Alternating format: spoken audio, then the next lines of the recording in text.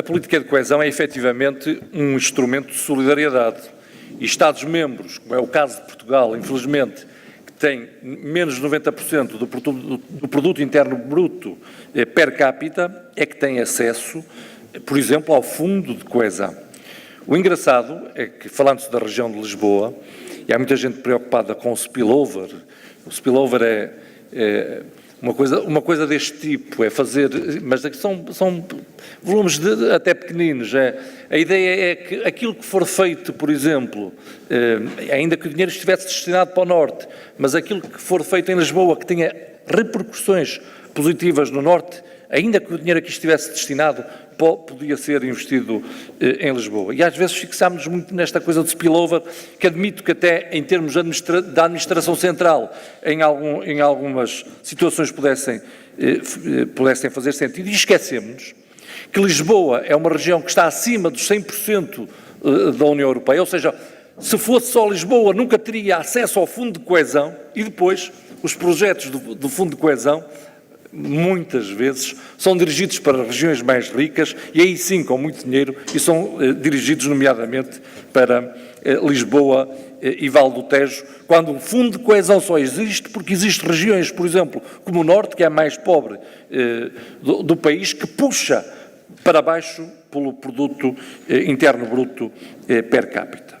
Um dos trabalhos de casa que devíamos estar a fazer era de vermos como é que vamos conjugar o FEADER, que dá origem ao PRODER, com os fundos da política de coesão, como eu disse, é FEDER, Fundo Social Europeu e Fundo de Coesão. E este trabalho exige-se nas próximas perspectivas financeiras através do chamado quadro estratégico comum. E faz todo sentido que haja articulação entre os fundos para o desenvolvimento rural e os fundos da política de coesão. Isso é algo que também espero que na vossa estratégia seja abordado, porque uma das coisas que nós muitas vezes não fazemos é efetivamente o trabalho de casa. Os próximos fundos vão ter os chamados Project Bonds, onde vai ter uma participação do BEI e onde vai haver projetos na área das infraestruturas, poderá acontecer, por exemplo, para falar claro, não sei se o TGV poderá ser um dos objetivos, ou infraestruturas na área do abastecimento energético. Esta discussão era importante que a fizéssemos. Nós queremos algum Project Bond em que os Project Bonds, no fundo, são assumidos por toda a União Europeia e o dinheiro que se for buscar, o BEI participa e o dinheiro que se for, os privados também podem participar e depois o dinheiro que se for buscar à banca é, no fundo, partilhado por todos os Estados-membros, o que significa que se pagaria uma taxa de juros muito mais baixa. O orçamento da União Europeia é 1% do PIB, mas são 130 mil milhões de euros. E, conforme eu disse, representa em muitos Estados-membros mais de 50% do investimento público. E não nos podemos esquecer que isto representa para a Alemanha, antes da redistribuição, 10,5% das receitas fiscais anuais. E para a França representa 7,5% das receitas fiscais anuais. E há aqui uma coisa que eu nunca concordei com a Hilda. Não foram os alemães que nos obrigaram a gastar os fundos como nós gastamos. Não foram eles que nos obrigaram a comprar BMs, Mercedes e submarinos. Não foram. Não foram eles que nos obrigaram. Portanto, e nós temos que... Eu sou sempre um defensor da liberdade versus responsabilidade. Depois, sobre a questão do cofinanciamento. O cofinanciamento já poderia ir, no tempo do anterior governo, a 85%. Não quis, porque achava que conseguia fazer um maior investimento público. O dinheiro é o mesmo. Na política de coesão, o saco com os 21.500 milhões de euros. Mas se somássemos, se fosse um cofinanciamento em média de 50%, juntávamos mais 21.500 milhões de euros, isso dava um investimento de 43 mil milhões. É claro que o importante é que se tivéssemos estes 21.500 milhões de euros para uma série de projetos, era ir buscar o dinheiro e a economia bem precisaria. Agora, eu não concordo com taxas de juros de 100%, com taxas de cofinanciamento de 100%. Já os 85% é algo que é excelente. quando se lança uma empreitada também está a pagar IVA, no fundo, e haver um 100%, até tenho dúvidas da legalidade, porque no fundo estava a utilizar verbas comunitárias para financiar, através de impostos, por exemplo, o Orçamento do Estado. Aquilo que eu espero é que nas próximas perspectivas financeiras se mantenha a possibilidade de, na política de coesão, Estados como Portugal poderem ir aos 85%, como já podiam, sem alteração nenhuma do regulamento, e que haja, aí sim, de uma forma diferente, porque aquilo que se fez foi enganar um bocado as pessoas, porque se aumentou em 10% a possibilidade dos financiamentos, mas é para os pagamentos intermédios, porque no final continua a ser a média 85%. E em Estados-membros em dificuldade, como o nosso, aí sim concordo, mas não que seja uma regra genérica, que seja uma exceção, que a taxa de cofinanciamento em Estados-membros que estejam sob assistência possa ser aumentada em 10% em termos globais e não como foi feito para os pagamentos intermédios, porque se receber à cabeça um adiantamento de 95%, a seguir vai ter que, na média, voltar a dar os 85% e, portanto, a seguir vai ter que fazer um esforço financeiro maior. Eu não estava com muito apetite para discutir questões nacionais, mas se pudermos, ele arranjou aqui uma forma de resolvermos o problema do desemprego, porque diz que se aumentarmos, reduz o emprego, ou seja, aumenta o desemprego.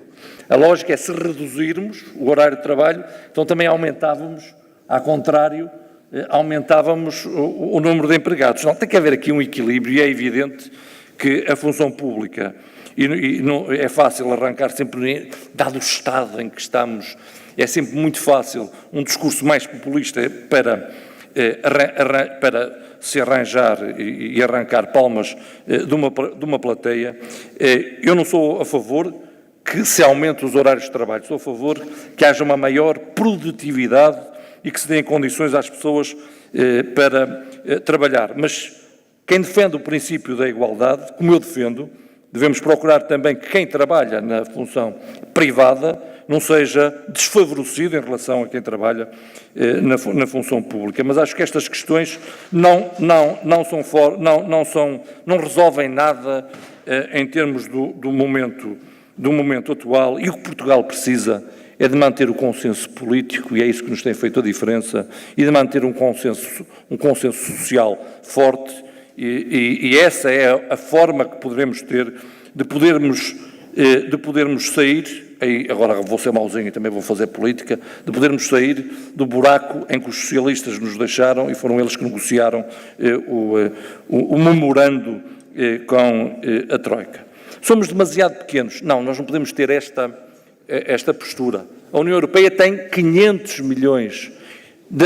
É para estes 500 milhões, eu sei que não foi dito nesse sentido, mas é para estes 500 milhões que nós nos temos de posicionar, não esquecendo os outros. Mas também percebermos que somos 500 milhões em 7 mil milhões. A União Europeia representa 7,1% da população mundial. E quando falávamos do desafio da demografia, em que neste momento já 50% vive nas cidades. Em 2050 seremos 9 mil milhões, em que a percentagem de pessoas a viver nas cidades será muito maior. E por isso a necessidade de aumentar a produção alimentar em cerca de 70% daqui até 2050. Efetivamente a União Europeia é diferente e passamos para 27 e para o ano seremos 28. E aqui mais uma vez o problema do orçamento, que se tem mantido no 1% do produto interno bruto apesar destes alargamentos. É que os Estados-membros atacam muito o orçamento da União Europeia. Quando a União Europeia em 2004 teve mais 10, depois teve mais 2, agora vai ter mais 1. Passámos a 28 e o 1% continua a ser a referência, e por isso é que de 2000 a 2010 os orçamentos nacionais aumentaram 62% e o orçamento da União Europeia, que tinha mais motivos para aumentar muito mais do que os orçamentos nacionais por causa destes alargamentos, só aumentou cerca de 40%. Infelizmente, estou convencido que não vamos ter recursos próprios para as próximas perspectivas financeiras. Ou seja, a taxa sobre as transações financeiras não vai ser um recurso próprio do orçamento da União Europeia. Um recurso como 1% do IVA em cada Estado, infelizmente não vai ser um recurso próprio da União Europeia. Isto faria toda a diferença. Cada cidadão europeu sentir-se-ia mais europeu e sabia que estava a contribuir, e cada ministro ou líder, quando estivesse a governar, não poderia dizer que aquele dinheiro lhe pertencia e, portanto, precisava do tal juste retour, ou depois de outros Estados-membros, como o Reino Unido, que tem os chamados cheques de compensação, os chamados rebates, embora não seja só o Reino Unido, porque a própria Alemanha também tem, ainda que em número, em volume inferior, e também a Holanda. Isto evitaria outra discussão, que é a discussão entre os contribuintes líquidos e aqueles receptores, entre o Sul e o Norte, uma discussão que também inquina todo este processo. Eu só espero que a União Europeia não se desagregue para a confusão voltar e para depois voltar-se a reerguer e a ter que se agregar de novo. Mas nem as opiniões públicas estão muito para aí viradas, e isso é, como eu disse também no início, culpa de todos nós, porque é fácil pôr sempre as culpas na Europa. O que é bom fomos nós que fizemos, o que é mau é a Europa que fez. Eu costumo dizer que a legislação é a mesma, mas na União Europeia, mas se a ASAI fosse a Bruxelas, fecharia a maior parte daqueles restaurantes, se é que nos fechava todos. E, no entanto, há muita gente que acha que a legislação, e defende sempre com legislação europeia. E sobre a questão dos fundos comunitários, termino dizendo que façamos o nosso trabalho de casa, e aqui está a ser feito, e depois, em termos de regulamentos, não sejamos mais papistas que o Papa. Um dos nossos grandes problemas é a burocracia, é a falta de simplicidade, e precisamos de regulamentos simples. E depois também era interessante que houvesse uma coisa, que nós pudéssemos monitorizar onde é que está a cair o dinheiro. Era importantíssimo que víssemos onde é que o dinheiro e em que zonas é que está a cair. É que se Lisboa tem um grande centralismo em termos da captação de alguns recursos, também noutras zonas do país há zonas e concelhos com essa grande capacidade de concentração e de centralização, e era importantíssimo, até por uma questão de transparência, que se conseguisse ver quase online onde é que o dinheiro dos fundos comunitários está a ser investido. Muito obrigado, não sei se é a minha última intervenção, dou-lhes os parabéns por esta realização e saúdo mais uma vez a organização.